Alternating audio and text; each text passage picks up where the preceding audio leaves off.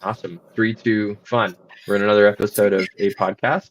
Your host, Stephen Maxted, and today we have a very exciting guest, Suzi Bonk, founder of Sofa Logic Inc. And Suzi, thank you so much for joining on the show today. We are excited to have you on. I know that we met through a different facet working on helping Yeah. on a project that you're very passionate about and working towards a big goal there on the Aurora Foundation. Hopefully, we dive Yeah. into it a little bit today. But Yeah. thank you for joining us. My pleasure. And My pleasure. why don't you start off by telling the listener a little bit about yourself? Because you're not, I mean, as I mentioned earlier, I was kind of having a laugh this morning over some Google searches and just how many things you've touched in over your journey in entrepreneurship. And I don't know if we want to cover all those, but give the listener a little flavor for things that you've been involved in and what you're all about. Sure. Well, Sophalogic's my first company that I started as an adult. I had some adventures in entrepreneurship when I was younger. I was born in Ethiopia, and I'm an immigrant to Canada when I was young. So I've got the joy of being mixed race, international, transnational adoptee, as they say. So that certainly, I think, feeds sort of a lot of who I am and what I got involved with, and things like the Aurora Foundation. And that's how we met, which was fantastic. And so I've got Sofa Logic, which is a management consulting and business intelligence firm that I've had for more years than I'm willing to admit. But I mean, that's a good thing, right? In the world of entrepreneurship, you always want your company to grow and last longer.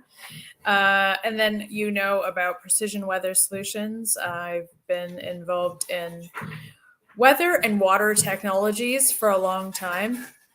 And so Precision Weather Solutions probably the one that people know about the most, but I've definitely done other things in water testing and other kinds of testing technologies. So I think that's in a nutshell. Rather, we want to talk about all the things I venture into. It's a bit dangerous.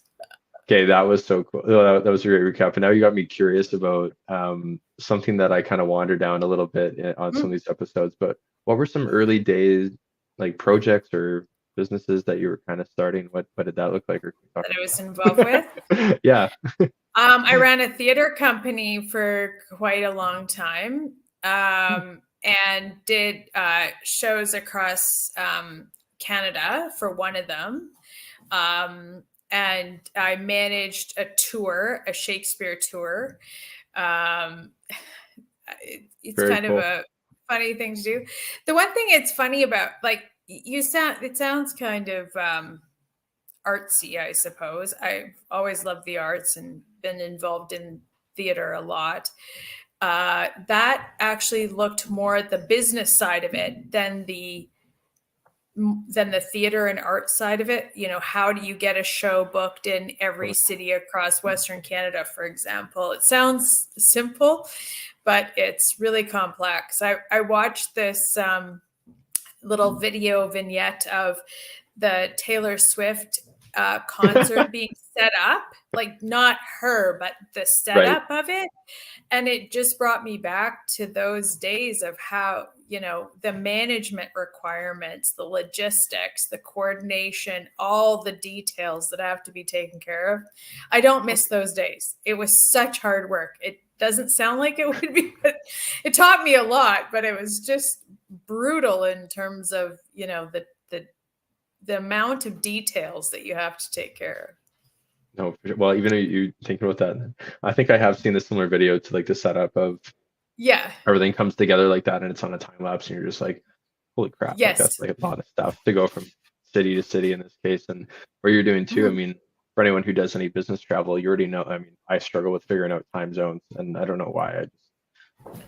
Math was okay and everything else, but yeah, exactly. I need that. It's called the World Time Buddy app. Yeah, it's brilliant. But yeah, you don't often think about things like that from a business perspective. You think about it from the the the fun art side, but there's a huge machine that has to be developed and infrastructure to pull that off, right? Absolutely. And more people would think about it from, like you were saying, probably like alluding to like the consumer side of like taking that in, because there's so many more people that take that in versus doing the setup and the organization of that. So there's just not enough exposure Right. into really seeing that side of the business. And I'm sure that things like that business. How long did you do that for? Well, I did it for more than one company, but I did it for about 3 years. And then I was Oh, kind of maxed out. yeah. I was a little, there's a lot of, you know, you're dealing with a whole bunch of people and getting a whole bunch of people. And it was, one of them was international. So you're bringing people in from outside the country, getting them to all these destinations, making sure that they have everything that they need and that they're on time. Because if they're not at the show, you have a big problem, and Yep. then getting equipment across the country. It was just, it was a thing, let me tell you. But good. I think in entrepreneurship, you always, well, depends on how you start, I suppose, but you try a few things and some things you just realize that's not my gig so much. That's not how I want to spend my time. You Totally. want to find things you're passionate about. And I really understood from that experience the distinction between something that's kind of fun artsy to do versus what it actually, the business part of what it takes to do. Totally. And I'm sure that there's lots of things that you pulled from that earlier experience too, Oh that yeah, just like were easily transferable into other stuff. I hear a lot of absolutely. other people that are further on in the journey of entrepreneurship and have hit like different levels of success chat about what was the thing I saw the other Yeah, day? It was like, yeah, spending 10,000 hours basically being an entrepreneur will teach you way more than a business degree. Not to take away from the degree and doing yeah. school and education and stuff, but I think there's lots of things learned. And, I'm sure Oh, patience for is one of them sure. to a I highest think degree. probably anybody that's got an MBA will tell you, that went into business will tell you they learn more from the being on the street, so to speak, and what you learn, Totally. because you can't really be prepared for the blows you're going to take. There's Yeah. no, you can't read that in a book, and even if you do, it still doesn't really tell you what the experience is going to be like. You can anticipate that it's going to happen, maybe, Yeah. but you can't really understand how you as a person are going to respond, how you're going to manage the challenge, how you're going to overcome obstacles, and every Totally. dynamic is different, right? Yep. I'm Yeah, thinking about some specific examples on my journey already where there's either, something happens, what's your reaction? Also, yeah, what's the management behind the scenes if it is related to often in business, like the yeah. finances side of things? What does Hmm. that feel like to have, Yeah, you get, I don't know, we'll call it get a surprise invoice or have someone not pay. Things of that yeah, nature happen often, or there's a delayed payment, whatever that would be. But how do you manage that? And I think figuring out how you do that best, or in like a e- smooth way, because I don't know if you could write it. You could probably write it in a book, but until you figure out like the nuances of that other party and all those other little details, you're not going to know. yeah. So I think you can, one of the frustrations I have with a lot of business books is you read these books about the people that get to write the books are the ones that have always been successful.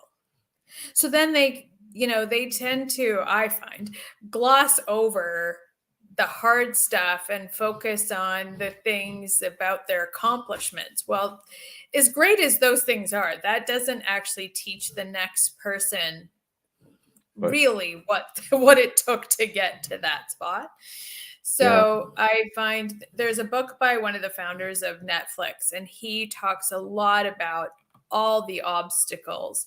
So I tend to read books now more about where people are describing hardships and things that didn't work, yeah, because I think they're more informative than the business books from business leaders where, you know, ultimately think everything went well, but you don't really learn right. anything from that, right?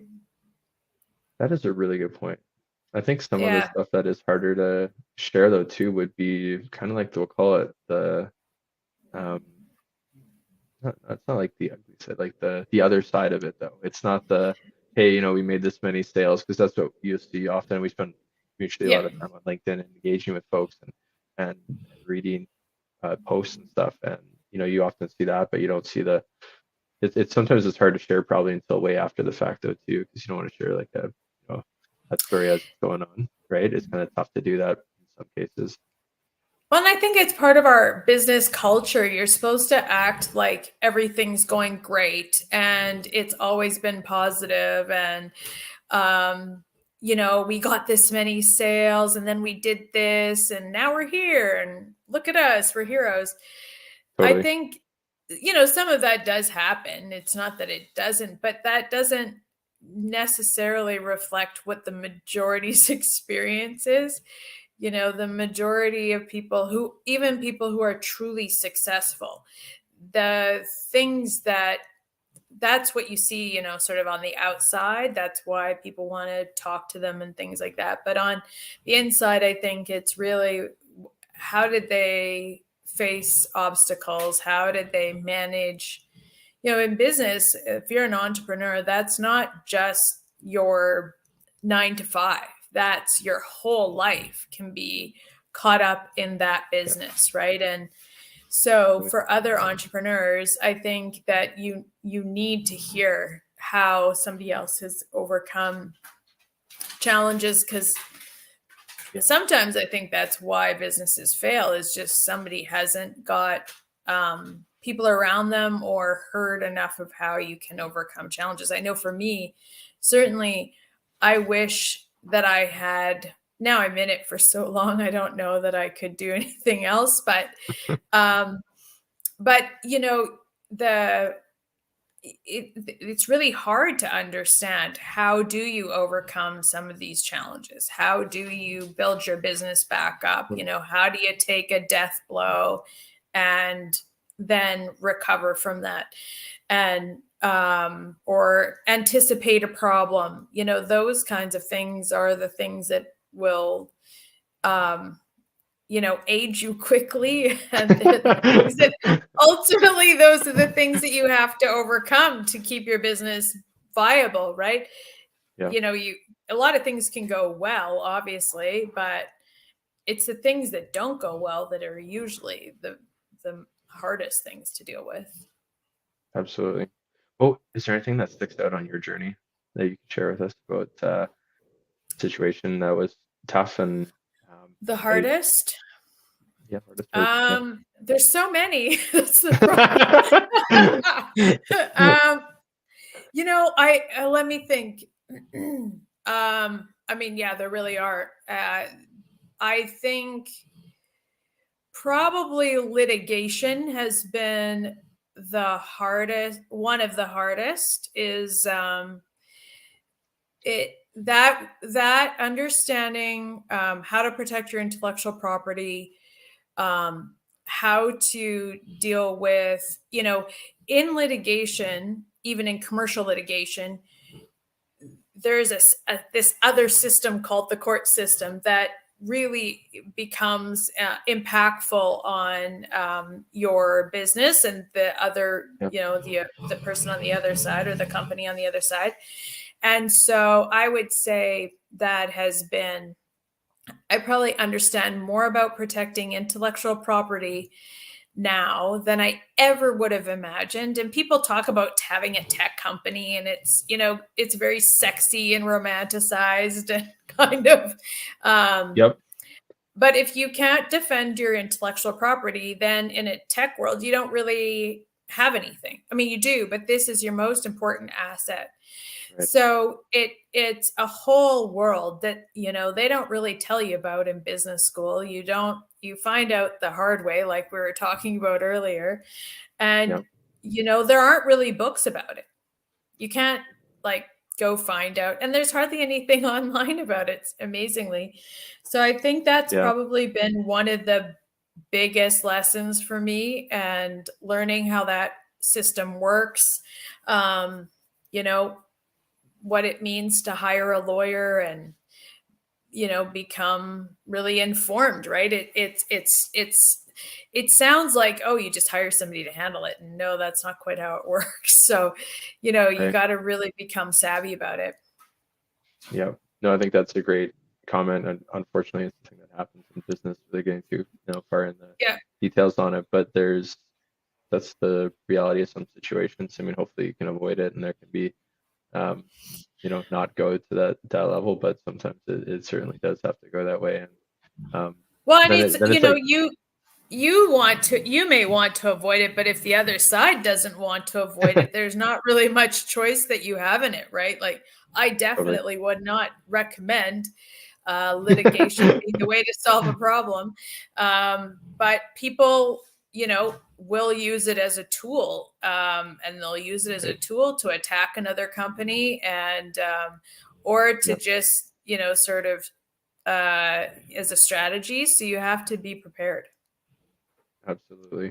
No, I think Yeah. that's yeah, that's a great unfortunate lesson that you had to like kind of like go through. But like you said now, I bet you that you're very well informed about that topic. You could almost have that could be part of some of the help that you could offer with folks now is probably that Yeah, because you've had experience doing it. I absolutely. think Yeah. a lot about the experience side of things and how relevant that is even from other industries and pulling that into things Yeah. nowadays. And um, yeah, Yeah. age is usually not the thing when I like thinking about some of the folks I work with that are maybe younger or whatever, but I'm like, it's the experiences that you've had to go through. So if you've had the fortunate or unfortunate situation of going through things Yeah. early on in your journey.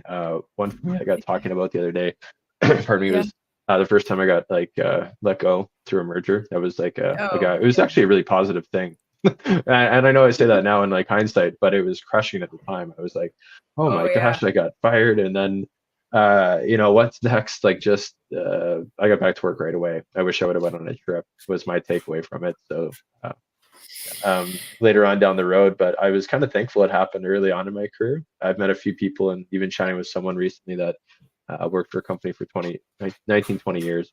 Oh, And, that was the first time that they had been let go and made a post about it and stuff. And I just had some comments to go their way, but that's also definitely something you don't think that you're going to have to learn or experience. But like I said, now it's like I look at it so differently. It's business and yeah.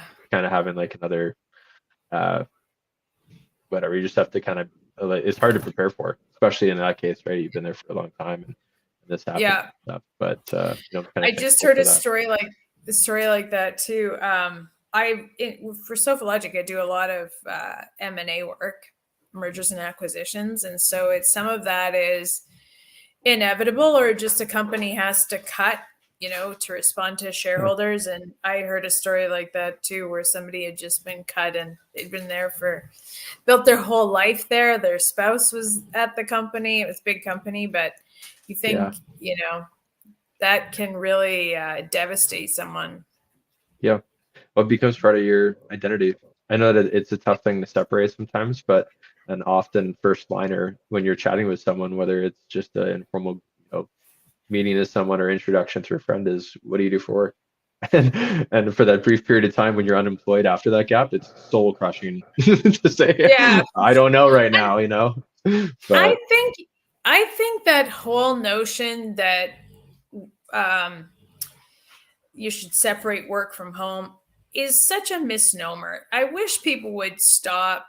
That's part of our. And you're not the only one, but like it's part of yeah, our sort of, I think, culture. But the reality is that we spend the waking hours as an adult at work. So yep, how can it not be? It is part of your personal identity, and to pretend it isn't or that it shouldn't be is foolhardy. Because honestly, as an employer, you want people to take pride in their work, and part totally, of taking pride in it is having a personal attachment to it. yep, So, and I think, whether you're an employee or an employer, you need to recognize that people do have a personal attachment to it, and you want that. This totally, whole, I don't think of it as a family, but, this whole kind of notion that your workplace is your family, or the company is a family. It isn't, but you can't just kick out family members. Well, you can try, but it doesn't always work that well. But it's kind of, Too funny. I think it's really kind of when we set this false expectation that you're not going to have a personal attachment to work, we make it easier for companies to cut people. And don't recognize like the mental health, the emotional health, the financial health, the implications of these attachments. But of course, if you take pride in your work, you're not a robot, then you're going to have some kind of personal 100%. attachment to it. And that's a good thing because you're, Yeah. doing your best every day. So I think it's now that lights just The sun sunshine has just come out. came out. Perfect. So I probably look like I'm on fire right now, but You're great. I think it's it just sort of like woke me up too. I think it's important to recognize how personal work is. I think it's really to me, I think it's unfortunate that so often we think of it that way. Yeah, no, it's tough for sure. I mean, on the positive end, it's like I got this saying. It actually kind of helped guide some stuff for the last few years. It's like, what would 80-year-old you think? I don't know if I told you this ever when we were chatting about things. It's in my gym. I put it on a poster. It's above my like mirror that I look on when I'm lifting weights and stuff. And printed it a few years ago. It's just to help me kind of figure out if when I was making decisions, like if am I going to remember this like when I'm 80 kind of thing? Like, is it really worth like going towards if it's not that thing? And just try to put things in perspective too. Forget the year that I printed it. It's been on there for several years though in the gym, and kind of helps me look at things and hopefully put them in perspective, right? Yeah, this thing's upsetting now. Am I going to remember when I'm 80? Like, is it going to be part of the good storyline, or like the, it's not even like the bad storyline, just part of the storyline, that helps me get where I am at, kind of thing. So, if only we had that tagline in everyone's vehicles while they're driving. Is this that's a bumper sticker? Yeah, really that important? Are you really that important in your life? Yeah. No, I think that's a good. I think that is a good thing, though, to reflect on whether you'll even remember the moment when you're 80, right? Of how you're reacting to something. Yeah, for sure. I mean, that number might be different, but true. Whatever the older age I get to is. Well, even if you think like, well, I remember this in a year. Well, I remember this in 4 years. Well, I remember this in 5 years. Is it really that important, right? Totally. But and if you haven't been like taught that thing, or like we were talking about like how to get through that hardship, sometimes it might seem like you might not. But being able to go and find, like we were saying, like there's just so many resources online earlier before here on other podcasts or video logs, or just like being able to like search that stuff. Hopefully that's the avenue, or that company, or whatever the situation is, you have enough support around. But not, hopefully there's good intel out there that exists, where you can go and like find someone that's gone through it before, because it's not everything you can go to family for. I know that my parents both worked in like government stuff, and sometimes they talk about what I'm doing in business. When I started the bike company, I scared the crap out of them when I told them what I'm doing. They were not like, they were supportive, but they were nervous as heck, because they're like, what are you talking about? Sure. What do you mean you bought all these bikes or these kayaks? They're laughing at me. Now that's an interesting one. I mean, even if your parents were in business, they might have gone, Right. I don't come from a family of people who are in business either. So I think I am definitely the oddball. Awesome. I don't know if that's 100%. A good thing or a bad thing, but I think so. I always thought, it would be helpful to have, you theorize about what would make things easier for you. And I always wonder if it wouldn't be helpful to have family members who are also entrepreneurs. They just tips or ideas or, ways to do things. I've had to navigate it myself, but on the other hand, some things you got to go through yourself, right? Doesn't matter. Yeah. And you word that so nicely there. I around that, and something just popped into my head. And one of the reasons, like when I was first getting into agriculture, was more attractive to, I was told by like sales and marketing roles, is because I wasn't from a farm. I was Right.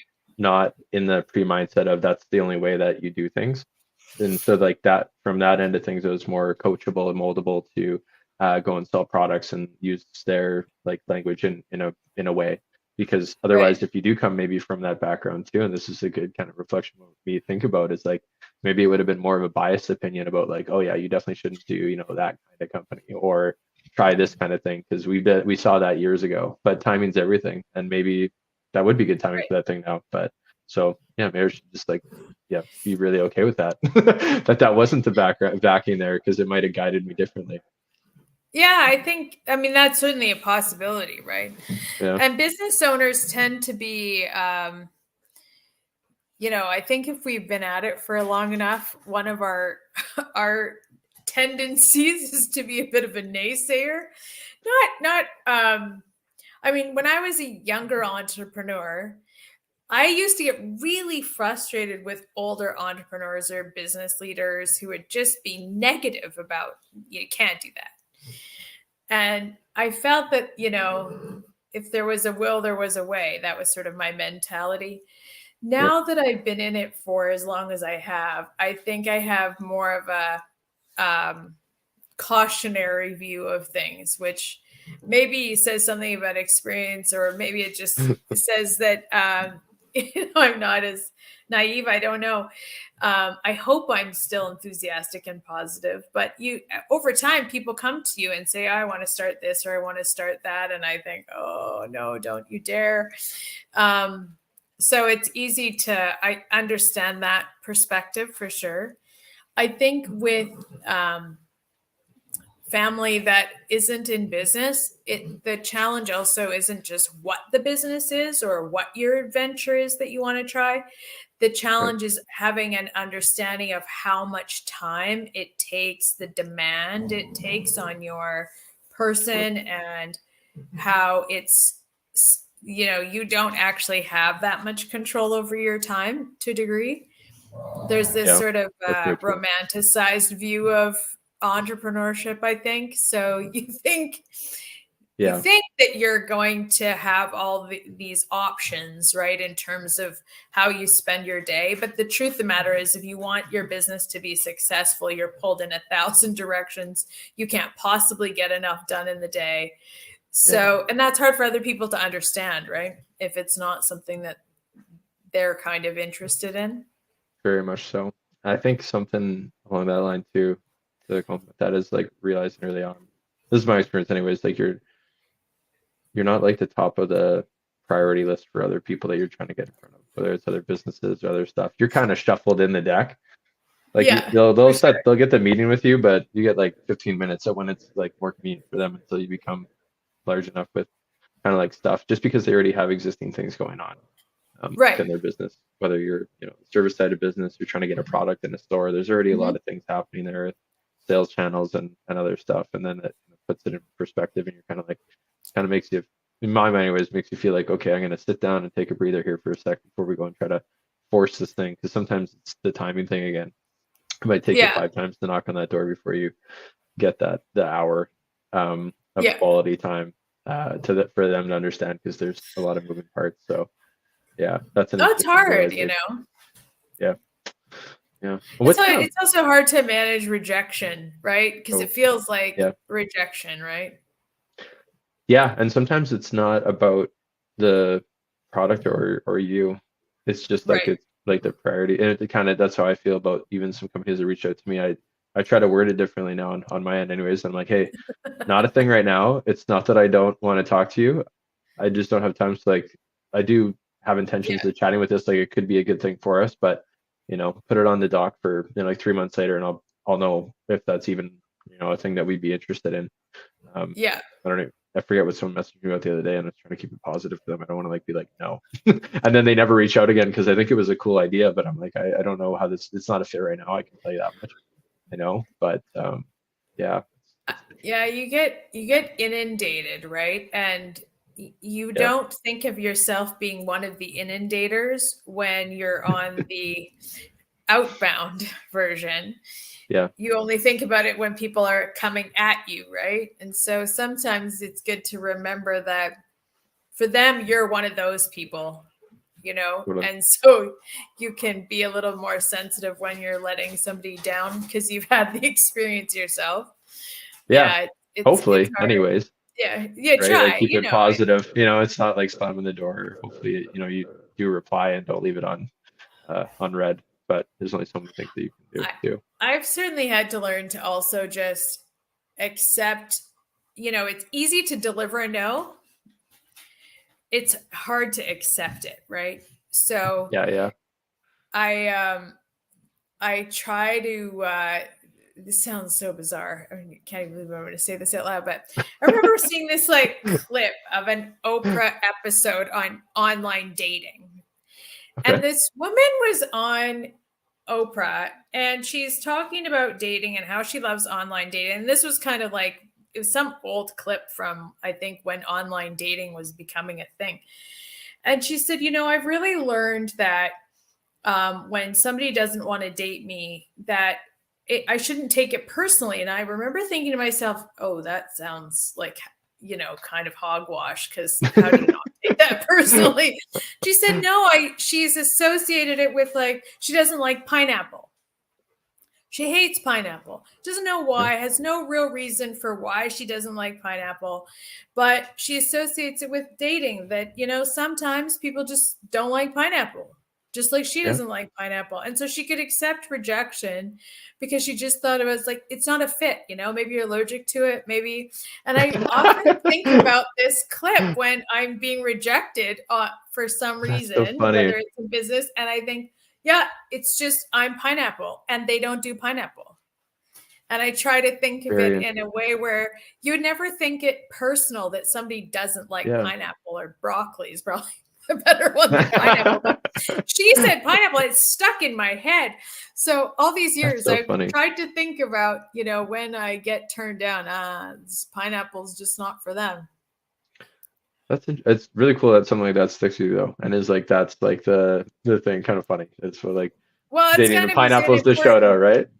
Yeah, it was kind of an aha moment. Like, don't take every moment of rejection as though there's something wrong with you. It's just doesn't fit for that person or that business.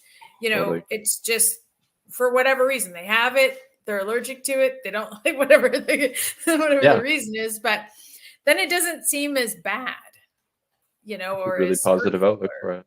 Yeah, it's just like, oh, okay, not their thing right now. No, absolutely.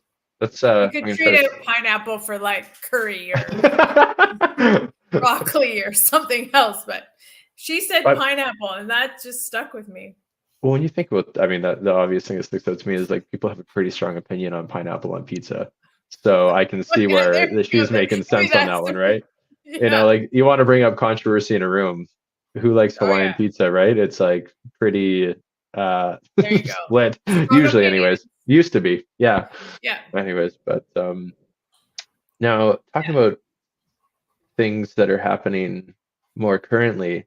And kind of how we met. I know that's something that I wanted to chat with you a little bit here because I think it's very exciting and we were pumped to be part of that journey on a very light way. And there's been some articles written, I think, recently about it. But do you want to talk a little bit about what's going on at the Aurora Foundation? Sure. Of course. Happy to. Cool. Yeah. One of my favorite topics of all time. Awesome. So what's it all about? Let's start with that for the listener. I know, and we'll have to act like I don't know anything right now. Well, the Aurora Foundation was initiated back in 2021, so it's only been around for a little while. And the objective of the foundation is to serve victims of crime, predominantly in Manitoba right now, but we're looking at growing across Canada. And the foundation grants funding to organizations that are serving on the front lines of serving victims of crime and survivors and their families. Manitoba in particular has a very high rate of crime across the board, but especially in gender-based violence. And that's a passion of mine. And So when we talk gender-based violence, we mean family violence or domestic violence, is commonly known up until recently. We mean intimate partner violence. So, and remarkably, in Manitoba, there are 20,000 new cases of gender-based violence every year. So when you think about the long-term impact of that, not just from the immediate incident, but the ricochet effect into families, children, communities, you can understand why we have the level of crime, because that kind of violence also causes trauma that's intergenerational. We already have a history of crime and violence in Canada and Manitoba and our Indigenous communities. And so I think we all have a responsibility to understand how we can cause and create change and be the change, as we always like to say. So I'm the vice chair of the Aurora Foundation and work hard on it every day, as you know. And we, our website is aurorafoundation.ca, so people can take a look at that. But we're always hoping that agencies will reach out and talk to us about projects they've got going. We're really focused on funding innovative approaches to addressing crime. So one of the recent programs you would have seen that we launched was the residential school searches funding. And then we have another program that's just getting going for men and boys and understanding healthy families. So we hope that one will probably be initiated up north, and we'll hopefully expand it across Manitoba and Canada as we get going. But that Aurora Foundation is very dear to my heart, so I appreciate that you're willing to talk about it. Absolutely. No, I think we'll dive in, like, maybe wherever were the stakes of the kind of conversation here, but the Aurora Foundation, when you're talking about kind of helping folks like right at the source, I know something that I forget which episode it was on. We started talking a little bit more about like mental health in general and talking to professionals and how the mind is much like a muscle. And I think this is kind of probably heading that way in terms of services that would be offered to folks that do go through something, you know, whether you lose a job like we talked about, a little less serious, lose a loved one, or get to see like something that is traumatic in your life, whether it be, you know, overseas, a lot of vets come back with PTSD, or something that's in the house that's similar violent level, then those are pretty serious things.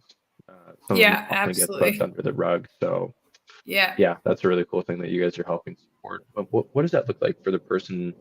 If we can comment on that, like for the kind of support that is offered for them, you know, through the foundation, what do the resources look like on the other end, if that's something like that? So. Sure. We don't deliver services directly. We're supporting agencies that are already delivering services. And so we feel that there's a lot of agencies, whether it's not-for-profits and different departments that are delivering services, that we want to aid in that support and help them augment the services that they're giving, expand them, look at things in different ways. I think from a business community perspective, our level of crime impacts all kinds of things, maybe not directly, but it impacts our economic development, it impacts foreign investment, it impacts tourism, it impacts recruitment of employees. Like it's really something that I think in Manitoba we all need to look at, not just the immediate victim and their family, but how we can all participate in creating change in our community. And so, you know, obviously we hear about really violent crimes, and those are ones that forever somebody is, and their families. It's not just the one person that's on the other side of that. It's the entire family and extended family and friends that get impacted by violent crime. And in some cases, unfortunately, kids grow up in those violent environments. And so mental health is a factor, their financial well-being is a factor, their emotional well-being. There's so many things that get impacted when there's crime. And not all of it is violent, but just by virtue of who we're supporting, we tend to deal with quite violent crimes. And so we feel that there's a lot of agencies and organizations that are already delivering really important services on the front line. They need more financial support, resources that can encourage them to look at innovative ways of providing support. And that's really where we come in and where we're able to offer some financial support, hopefully more support than just money, but money is gets things done. This is the way the world works, right? Yep. Money is the energy exchange. Ultimately, Yeah, we put it on needs we to put it on the happen. numbers. Yeah. Yeah. And so many of them are short-staffed. I mean, there's just so many things that need to get done in that environment. So they don't often need another agency. We need to make sure we fund the ones we have really well. And so what kind of like agencies out there like that folks are maybe hopefully aware of already as like a resource for them to go to?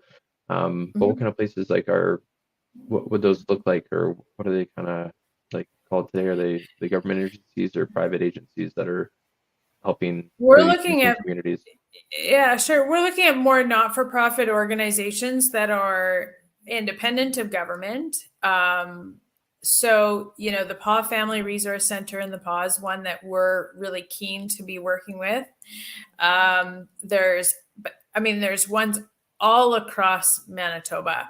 One thing I would encourage people to do is to look outside of Winnipeg, because so much of the philanthropy in Manitoba is focused on Winnipeg when the need is often outside of the, city center kind of thing in this urban area. So we're really looking at focusing in rural and remote areas, especially northern Manitoba, and making sure that we can bring philanthropy and funding to communities that are outside of Winnipeg. And I think Winnipeg will benefit from that. But there's so many millions of dollars that are, here in Winnipeg and focused here, but so much of the challenges and the obstacles to getting access to services is actually occurring outside of Winnipeg, and especially northern Manitoba. So that's where we're really focused. That's great. What have you already started like helping these agencies to date? Is that already like started to be, or people are applying and and people can we're always looking for innovative projects, so that kind of makes it a different kind of process, I would say, than your sort of standard grant funding process. And we're really engaged in working with each organization to come up with an innovative approach to what they're doing. So it takes a little bit of thinking and strategizing and understanding how maybe they can work with some of the other agencies and getting new ideas off the ground. That always takes a little bit more heavy lifting than just funding something that is already in existence, I would say. That's been a part of the learning and experience for us too. But we're actively funding things. Our two main focuses are that trying to get the residential school searches moving forward. We think that's a really big commitment to truth and reconciliation and the calls for justice. And then our programming around men and boys and creating healthy families, certainly not exclusive to Indigenous communities, but also newcomer communities and different segments of our population. That is great. And glad to hear the kind of the update on here too about where things are at. What's the best way for someone on your foundation? I know we mentioned the website. That's the best place for someone to get in contact from like an agency with you guys would be through the website. Is there like definitely or contact us page on there that they'll find stuff on there? Absolutely. There's a form to fill out. You can subscribe to our newsletter. There's a group of surveys that are on the site that we would really like people to contribute to. So there's ones for victims and survivors of crime. There's one for agencies to complete. We're really trying to do a good solid needs assessment of who's out there and what they need. And then there's just one for the general community to express their opinions and to contribute to this dialogue. And I hope that people will participate. Yeah. Awesome. That is great. We'll make sure to include that link for listener on the write-up after this too. So they have a couple things to click on there. I know something else that we had mentioned before, and that was, I think, really great conversation about your foundation. Take away from it, but I want to make sure that we talk about some stuff that's going on with Stuff Project too. Oh, right. There's some other just make sure we cover it. I don't know. We mentioned before, but some of the you were doing some work with like digital aid stuff. Oh yeah, the digital adoption program. Yeah. So what are you guys doing there? Yeah, it's actually a federal government program called the Canada Digital Adoption Program. There's a lot of information on their website. I don't know the website off the top of my head, but if you Google CDAP, you'll find it. And it's a really good opportunity for businesses. We're authorized digital advisors of the program. It's a really great opportunity for businesses to fund some of their digital adoption, which can really range depending on the business. We've done plans for all kinds of different companies. Ones that you might be surprised that whether they're adopting a CRM or they're learning, upgrading their website, or I haven't got anyone who's doing podcasts yet, but, but let us know. Yeah, for sure. But definitely looking at different ways that they can adopt different kinds of technology in their business. And it's been a really exciting process to see people think about, as business owners, we always think about things we need to do. There's no lack of things we know we need to do, but this is one that can really accelerate the growth of your company. And it's, I think, really exciting financing and granting from the Canadian government as well as BDC. So I don't even know if I'm authorized to speak about it, but I just want to make sure that they have this promotional material out there to take a look and find it. Yeah. And see if there's a fit for your business for sure. Well, I think a lot of the things that we talked about today are probably, it's great to get them out. Hopefully this is one of the short clips that comes out of that. Yeah. Is about this specifically and some of the other topics there. Sure. That's great. What kind of companies are you seeing like have good uptake in that? Because I know a lot of them do need kind of like that help and website and getting online and just knowing efficiencies, things that I'm just making some assumptions about what you're helping here. Honestly, it's been all across the board. Like I've talked to owners of pet stores, to moving companies, to people in film and television. I mean, it's really not about the industry. It's really about what kind of adoption you need in your business. And there's some requirements in terms of whether you qualify that you need to check out online and see if you fit. But I